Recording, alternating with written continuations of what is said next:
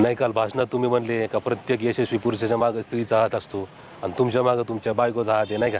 Yes mister आगाव, she help me a lot. Actually तिने जर घराकडे संसाराकडे लक्ष दिलं नसतं तर मी माझ्या बिझनेसवर फोकस करू शकलो नसतो.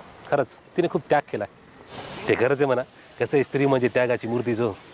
पण दुसऱ्या एका माणसाचं नाव घेतलं असतं भाषणात, त्यालाही जरा बरं वाटलं असतं, नाही का? म्हणजे समजलं नाही मला. बाप हो बाप, थोडेसे आभार बापाचे मानले असते, बरं वाटलं असतं त्याला बी.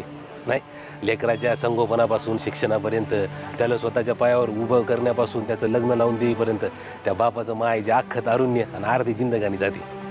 अहो, स्वतः रखरखत्या उन्हामध्ये उभा राहते तो बाप, पण लेकरावर मायेची सावली कवाच कमी होऊ देत नाही.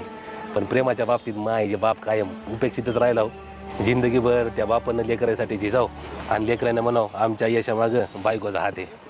मिस्टर राघव, तुम्ही माझे डोळे उघडले. By the way,